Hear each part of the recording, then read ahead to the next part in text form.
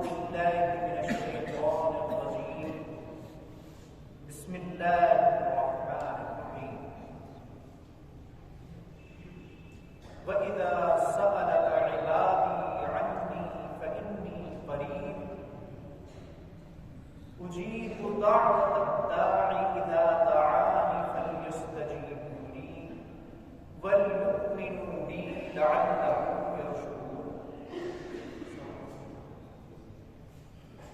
حضرات کرام، ایک مرتبہ ہم سب کے آقا و مولا خاتم النبیین اشرف المرسلین رحمت للعالمین جناب محمد مصطفیٰ محمد مصطفیٰ صلی اللہ علیہ وآلہ وسلم کے دربار عالی میں درود مبارک کا ہدیہ پیش کریں. اللہم صل علی سیدنا وعلی آل سیدنا ومولانا محمد وبارک وسلم. صلی اللہ علیہ وسلم. وہ پروردگار عالم جو بڑا ارحم الراحمین ہے، بے شمار اپنے بندوں کے اوپر رحم و کرم فرمانے والا ہے، اس کی رحمت مغفرت کی کوئی انتہا نہیں ہے.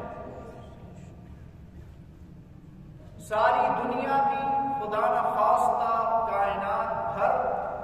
اگر نافرمان ہو جائے تو پروردگار عالم کی رحمت کی حدوں سے باہر نہیں ہو سکتی. مختلف حدیثیں ہیں جس کے اندر نبی کے کریم صلی اللہ علیہ وسلم نے یہ بیان فرمایا ہے، الفاظ بدلے ہوئے ہیں. سبقت رحمتی علی غضبی غلبت رحمتی علی غضبی، کہ میری رحمت جو ہے وہ میرے غضب اور غصے کے اوپر بھاری ہے. میرے غضب و غصے سے کہیں زیادہ میری رحمت ہے، میری مغفرت. تو بندے کو کبھی بھی زندگی میں آخری دم تک، آخری سانس تک نا امید اور مایوس نہیں ہونا چاہیے. بہت سے بندے ایسے ہوتے ہیں کہ گناہوں کی زیادتی یا کثرت کی وجہ سے ان کے دل پسماندہ ہو جاتے ہیں اور وہ اپنے آپ کو بھاری محسوس کرتے ہیں، خود محسوس کرتے ہیں کہ جیسے ہم کسی بوجھ کے تلے دبے ہوئے ہیں، اور اس وجہ سے وہ نا امیدی کا شکار ہو جاتے ہیں کہ شاید اب ہمارا کچھ نہیں ہو سکتا، ہماری کایا نہیں پلٹ سکتی، تقدیر نہیں بدل سکتی. ہم بہت کوشش بھی کرتے ہیں گناہوں سے بچنے کی، مگر کسی نہ کسی صورت میں شیطان ہمیں بہکا ہی دیتا، نہیں چاہتا کہ یہ بندہ اپنے اللہ کی رحمت سے قریب ہو. مگر ایسے بندوں کو چاہیے کہ بھلے ہی وہ شیطان کی چنگل سے نہیں بچ پا رہے ہوں،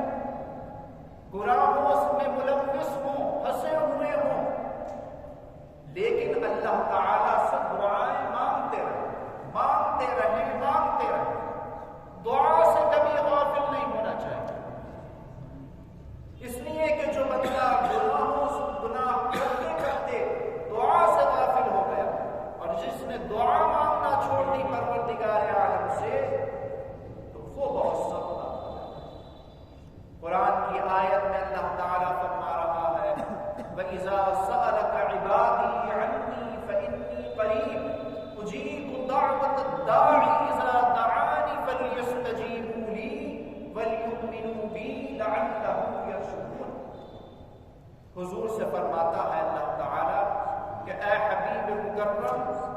صلی اللہ علیہ وآلہ وسلم، میرے بندے میرے بارے میں آپ سے پوچھتے ہیں، سوال کرتے ہیں،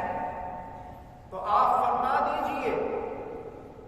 کہ میں تو ان کی رگ جان سے زیادہ قریب ہوں۔ وَنَحْنُ أَقْرَبُ إِلَيْهِ مِنْ حَبْلِ الْوَرِيدِ، اے بندو تم ہمیں دور کیوں سمجھتے ہو؟ ہماری رحمت سے مایوس اور ناامید کیوں ہو جاتے ہو؟ ذرا ہمیں محسوس تو کرو۔ 24 گھنٹے میں تھوڑے سے لمحوں کے لیے سب چیزوں سے کٹ کر، دنیا کے جھمیلوں سے دور ہو کر، پاکیزگی اختیار کر کے ذرا اپنے دل کی طرف توجہ تو کرو، ذرا محسوس تو کرو اپنے دل کی دھڑکنوں کو، اور یہ محسوس کرنے کی کوشش تو کرو کہ ہمارا پروردگار ہمارے پاس ہے، ہمارے ساتھ ہے، ہمارے جسم کے روئے روئے میں ہے اس کی قدرت۔ ذرا یہ محسوس کرنے کی کوشش تو کرو، تو تم پاؤ گے کہ تمہاری جو شرح رگ ہے، یہ گردن کی رگ کے جس کے بلبوتے پر انسان زندہ ہے، تم ہمیں اس سے بھی زیادہ اپنے دل کے قریب پاؤ، اپنے دل کی دھڑکنوں میں تم ہمیں محسوس کرو گے۔ یہ اللہ تعالیٰ کا فرمان ہے، یہ فرمان اجیب دعوت الداعی اذا دعان، فرماتا ہے کہ جب کوئی بندہ مجھے پکارتا ہے، مجھے آواز دیتا ہے، مجھ سے دعا مانگتا ہے، تو میں اس کے قریب ہو جاتا ہوں۔ بس شرط کیا ہے؟ شرط یہ ہے کہ بندے کو میرے اوپر اعتبار رہے، میرے اوپر بھروسہ رہے، مجھ سے دعائیں مانگتا رہے۔ فَلْيَسْتَجِيبُوا لِي وَلْيُؤْمِنُوا بِي لَعَلَّهُمْ يَرْشُدُونَ، فرمایا کہ کبھی نا امید اور مایوس اے بندو زندگی میں مت ہونا، کتنے بھی تم گناہگار کیوں نہ ہو جاؤ، لیکن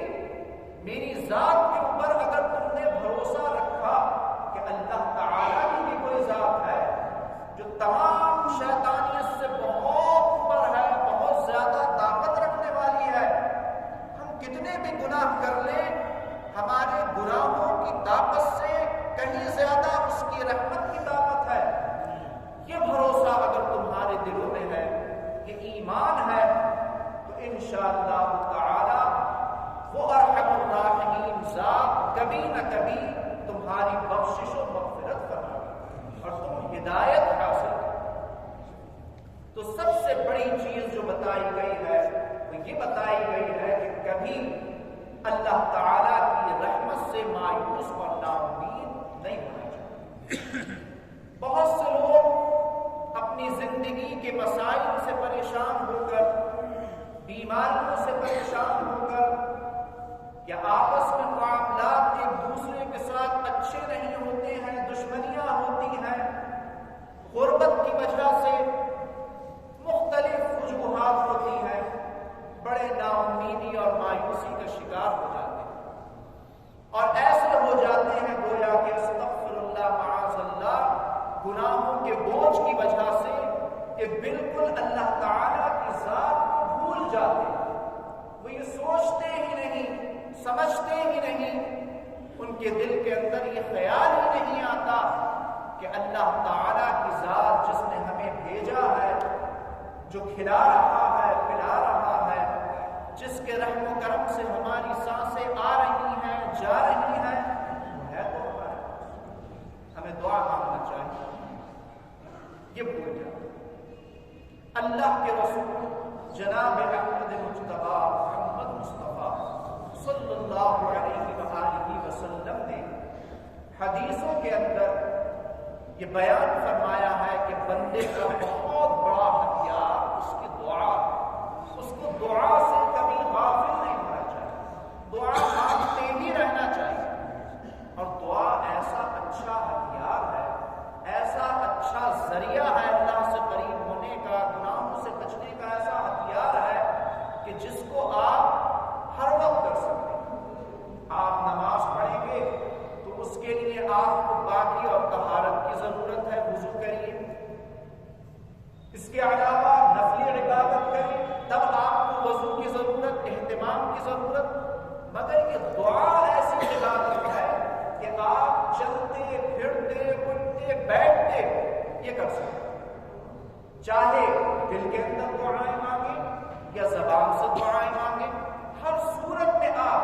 سوتے جاگتے اٹھتے بیٹھتے اس عبادت کو انجام دے سکتے. وضو میں اگر ہیں بہت اچھی بات ہے. حالت وضو میں اللہ سے اپنے دل کی لو لگائیے, خاموشی کے ساتھ دعائیں مانگیے, الفاظ کے ساتھ مانگیے. اور اگر وضو میں نہیں بھی ہے, یہاں تک کہ پاکی کی بھی اگر حالت نہیں ہے, تو جب بھی دعا مانگنے کی کوئی ضرورت نہیں لگائی. فرمایا کہ اے بندو ہر وقت ہر حالت میں مجھ سے لو لگائے رہو دعائیں مانگ کر. دعا کیا ہے؟ بس ہر وقت یہ خیال رہنا دل کے اندر کہ اے اللہ ہم بہت کمزور ہیں, جو تیری بندگی کا حق ہے وہ ادا نہیں کر سکتے, نہیں کر رہے ہیں. تو بڑا ارحم الراحمین, تو ہمارے حالات کے اوپر رحم و کرم فرما دے, تو ہمیں اپنی منشا اور مرضی کا بندہ بنا. یہ دعا جو کچھ بندے کے دل میں اچھے خیالات اٹھیں دنیا کے تعلق سے یا دین کے تعلق سے, اس کو چاہیے کہ وہ اپنے ان خیالات کو اپنے پروردگار کو سناتا رہے, اس کے سپرد کرتا رہے. نہیں معلوم کب اس کی نظر کرم ہو جائے اور ہماری کون سی مانگی ہوئی دعا اس کے دربار عالی میں قبول ہو جائے. اللہ کے رسول صلی اللہ علیہ وسلم بہت زیادہ دعا مانگتے, اور حدیث میں آتا ہے کہ آپ جب بیٹھتے تھے یا آپ کو فرصت ہوتی تھی تو آپ استغفر اللہ استغفر اللہ استغفر اللہ پڑھتے رہتے. کسی صحابی نے عرض کیا یا رسول اللہ یہ آپ اتنی اللہ تعالیٰ سے مغفرت کی دعا اپنے لیے کیوں مانگتے ہیں, جبکہ آپ کا حال تو یہ ہے کہ اللہ تعالیٰ نے آپ کے اگلے پچھلے سارے گناہوں کو معاف کر دیا, آپ سے گناہ ہو ہی نہیں سکتا. اللہ نے گناہ کی خصوصیت آپ کے اندر رکھی نہیں, عادت ہی نہیں ہے, تو پھر آپ اتنی زیادہ اللہ تعالیٰ سے مغفرت کی دعائیں کیوں مانگتے ہیں؟ تو اللہ کے رسول صلی اللہ علیہ وسلم نے یہ جواب دیا کہ اے لوگو تم جانتے ہو کہ پروردگار عالم نے سب سے زیادہ تمام انسانوں کے مقابلے مجھے نعمتیں عطا فرمائی, سب سے اونچا مرتبہ مجھے عطا فرمایا ہے. تو کیا اب میرا یہ فرض نہیں ہے, میرا یہ منصب نہیں ہے کہ میں اس پروردگار عالم کے دربار میں دوسرے بندوں کے مقابلے سب سے زیادہ توبہ کروں, سب سے زیادہ استغفار کروں؟ تو یہ حدیث مبارک یہ بتاتی ہے کہ بندے کو اللہ تعالیٰ کوئی بھی مرتبہ عطا فرما دے, وہ کتنا بھی اللہ کی مرضی کے مطابق چلے, مگر بندے کی عاجزی اور انکساری کا جو انداز ہے وہ یہ ہونا چاہیے کہ ہر وقت جب اس کو موقع ملے وہ اللہ تعالیٰ سے دعائیں مانگتا رہے, توبہ اور استغفار کرتا رہے. اور دوسری ایک اور وجہ بھی ہے دعا مانگنے کے اندر. حضرت ابو ہریرہ رضی اللہ تعالی عنہ جو صحابی رسول ہیں, وہ فرماتے ہیں کہ نبی کریم صلی اللہ علیہ وسلم یہ فرماتے ہیں کہ جب کوئی بندہ گناہ کرتا ہے تو اس گناہ کی وجہ سے ایک کالا ٹپا, کالا نشان, کالا نقطہ اس کے دل کے اوپر لگ جاتا ہے. اور اگر وہ بندہ توبہ کرتا رہتا ہے, استغفار کرتا رہتا ہے اپنے گناہوں کی, تو وہ روز مرہ کے گناہوں سے جو نقطے لگتے ہیں گناہوں کے, اللہ تعالیٰ اس کی توبہ اور استغفار کے ذریعے ان کو مٹاتا رہتا ہے, اس کا دل پاک صاف رہتا ہے. لیکن وہی بندہ اگر گناہ پہ گناہ کرتا رہتا ہے لیکن دوسری طرف اس کو توبہ اور استغفار کی توفیق نہیں ہوتی, استغفر اللہ, تو فرمایا کہ وہ نقطہ بڑھتا رہتا ہے, بڑھتا رہتا ہے, یہاں تک کہ ایک وقت ایسا آتا ہے کہ پورا دل اس کا گناہوں کی وجہ سے کالا پڑ جاتا ہے. اور پھر آپ نے صلی اللہ علیہ وسلم نے قرآن کی آیت بھی تلاوت فرمائی کہ کلا بل ران علی قلوبہم ما کانوا یکسبون. کافروں کے لیے اللہ تعالیٰ نے یہ فرمایا ہے کہ جو اللہ تعالیٰ کی نعمتوں کا انکار کرتے ہیں کہ ان کے دلوں کے اوپر یہ جو حرکتیں کرتے ہیں, یہ جو اعمال بد انجام دیتے ہیں, ان کے برے اعمال کی وجہ سے ہم نے ان کے دلوں کے اوپر زنگ چڑھا دی. اب کوئی اچھی بات کوئی نورانیت کی بات، کوئی کامیابی کی بات، کوئی فائدہ پہنچانے والی بات ان کے دلوں کے اوپر اثر نہیں کر سکتی، ان کے دل بالکل ضنک آلود ہو۔ تو حضرت ابو ہریرہ رضی اللہ تعالی عنہ نے نبی کریم صلی اللہ علیہ وسلم کی یہ حدیث بیان فرمائی، اس میں یہ آیت بھی پڑھی اور فرمایا کہ بندوں کو اللہ کے دربار میں توبہ اور استغفار کرتے رہنا چاہیے۔ صحیح معنی کے اندر بندہ ہی وہی ہے کہ جو گناہ کرے لیکن اپنے گناہ کے اوپر نادم اور شرمندگی کی وجہ سے فوراً اللہ سے توبہ اور استغفار کرے۔ ہم فرشتے نہیں ہو سکتے کہ گناہ ہی نہیں کریں، سب کچھ ہو جائیں گے مگر گناہوں سے بچ نہیں سکتے۔ گناہوں سے بچنے کا صرف اور صرف یہی طریقہ ہے کہ جب جب ہمیں وقت ملے خالی وقت میں کچھ نہ کچھ دیر اللہ سے لو لگائیں، دو آنسو بہا لیں۔ وہ پروردگار عالم بڑا ارحم الراحمین ہے، فرماتا ہے کہ سچے دل سے آنسو بہا کر تو دیکھو میں تمہارے گناہوں کو۔ نبی کے کریم صلی اللہ علیہ وسلم ایک موقع کے اوپر اللہ تعالیٰ سے دعا مانگ رہے ہیں، آنسو بہا رہے ہیں۔ تو صحابہ کرام نے عرض کیا یا رسول اللہ آپ اتنا روتے ہیں، اللہ تعالیٰ کے سامنے گڑ گڑاتے ہیں؟ تو آپ نے فرمایا کہ ہاں کچھ بھی ہو جائے میں بندہ تو اسی ارحم الراحمین کا ہوں کہ جس نے مجھے اور تمہیں دنیا کے اندر بھیجا ہے، پیدا کیا ہے، تو میں کیوں نہ اس کی رحمت کرنے کی بھیک مانگوں۔ اللہ کے رسول صلی اللہ علیہ وسلم کی یہ حدیثیں، یہ باتیں ہمیں بتاتی ہیں کہ بندے کو ہر حال میں اللہ تعالیٰ کی ذات سے امید باندھے رکھنا چاہیے۔ یہ مغفرت کی رات ہے، یہ مبارک دن، سال بھر کے اندر جو اللہ تعالیٰ نے ہمیں آپ کو مرحمت فرمائے ہیں،